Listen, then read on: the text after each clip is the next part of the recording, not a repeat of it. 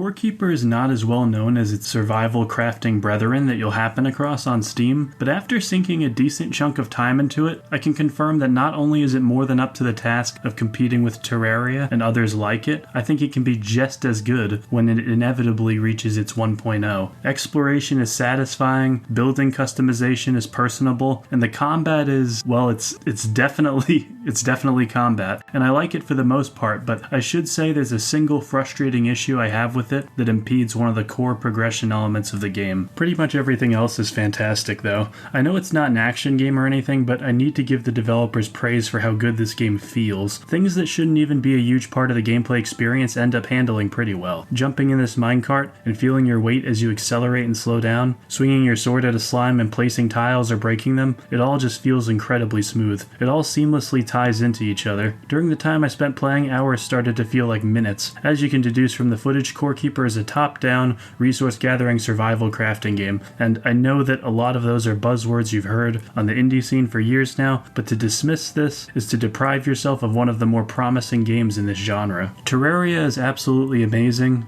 don't get me wrong, but the 2D plane that it takes place on doesn't get me as excited at the building aspect. I like when I have as much house customization as possible, and while that's certainly possible here, there is something lost when, no matter how creative you get, it has to be in 2D. You'll always be confined to this plane. Corekeeper might not have the same breadth of content that Terraria currently has, though that game has been out for more than a decade now, so maybe we can cut the team some slack. But what's here is not what you'd call scarce by a long shot. After making a character and deciding whether or not you'd like permadeath or hard mode to be enabled, you're plopped into a giant underground cavern, with the only immediate landmark being these weird monoliths that activate upon beating the game's major bosses. While the structures around them cannot be destroyed, practically everything around them is fair game. You'll have to get your bearings first before you worry about the house creation part of Corekeeper though, but once you've done so, you'll notice that things can feel cramped down in the mines for sure. There can definitely be an adjustment period if you're coming off the heels of other games. The time it takes to break a block is forgiving,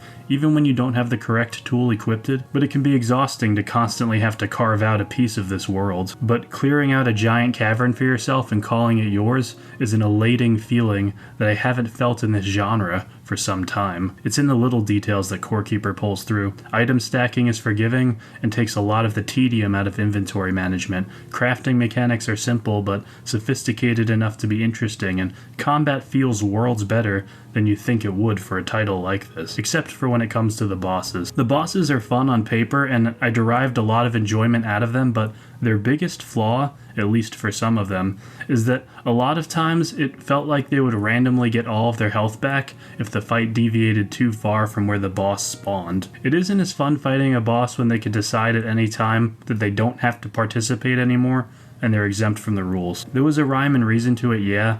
Obviously you wouldn't want to stray too far from where the fight started if you want to make sure they don't get their health back, but I moved like 30 feet from where this dude spawned and he just up and left and the game rewarded him for it. Once I knew to look out for that though, I was able to not only keep him relatively in place, but pivot around the movement dampening slime pools and eventually defeat him. While we're on the subject of slimes, I should also mention that if you like slime bosses, there is an official Terraria crossover event that is taking place in both games, and on the Corekeeper end of things, this means that we get King Slime of Terraria fame. Pretty sweet, and I think it'll give this title some much needed exposure. As far as pacing goes, the entire world isn't immediately available to you. Major progression milestones are gated behind bosses, and defeating them will let you make the next crafting table or tool you need to advance. The progression feels really good, but I imagine it might run into a similar issue that other crafting games do, where once that progression is fulfilled, you'll wonder, what now? Maybe the adventure to get there will be enough, sure, but it's here the developers will have to decide if they're going for something with long-term endgame gameplay loops or not. Things like endgame progression are complex. It's hard to manage things with their own internal rewards, and it's very difficult for any developer to perfect. Not every game needs to be played forever, I get that, and maybe the thrill of expanding your own creations will be enough of a reward on its own at that point. However, it might be hard to enjoy said creation for a lot of you watching this, since Corekeeper implemented a mechanic it absolutely didn't need to,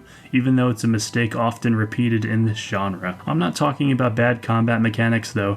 If you know me, you'll know my expectations aren't exactly high because, as I pointed out in my Don't Starve video, I wasn't a giant fan of that game's combat at first since it wasn't the focal point. I've come to expect these crafting games to put things like fighting on the back burner in favor of other mechanics, and while the building in Corekeeper is certainly more enticing than the combat, it's nothing to write off either. Hits feel fast, responsive, and satisfying. Enemies later on can take nice big chunks out of your health with so much as a single hit, so it's good to be quick on your feet and hug corners in cramped caverns if you're using a ranged weapon. No, the big mistake I'm referring to is not the fighting, but the inclusion of a hunger bar. I know, it feels like every game these days needs them, so it's a bit annoying, but I bring this up mainly because I know a lot of people don't care for them. I honestly was very indifferent to it. Staying on top of it is incredibly easy, and you're never really hurting for food at any point in the game. Before long, you'll have sweeping plots of land with tons of plants growing most of the time, so I suppose my biggest problem with it would be that it just feels kind of there. Having a time constraint as a consequence can be awesome, and it's part of why I love some games like this, but it doesn't feel like it was implemented with careful consideration for how it affects other facets of the game, because it just doesn't affect them at all. Being at a loss for food in this game doesn't invite interesting or tense situations because it doesn't feel like the game was built from the ground up for it. There are some mechanics centering around food though. If you grow plants, mine, or even just walk for long enough, you'll notice that you gain a stat point. As I mentioned before, one of the main ways Corekeeper separates itself from similar games is that most of the world is filled in already and requires lots of mining to get through, and while it's somewhat tedious at times, it never gets as bad as you think it would, not just because of how quick it is to mine through the terrain, but because that's not even accounting for the fact that mining is a tangible in-game skill you can improve. In fact, there's a handful of skills you're able to level up, including all the sandbox game essentials like crafting, fishing, and farming, each with their own little skill trees. You could argue that this is a very artificial progression system, I understand that, but it did feel nice knowing that all of my time spent carving out walls was contributing towards something with very visible improvement. You can build your own character in several different ways, but I don't think this will ever amount to the build variety of an ARPG or anything like that. As far as stylistically, I think the pixel art is pretty good.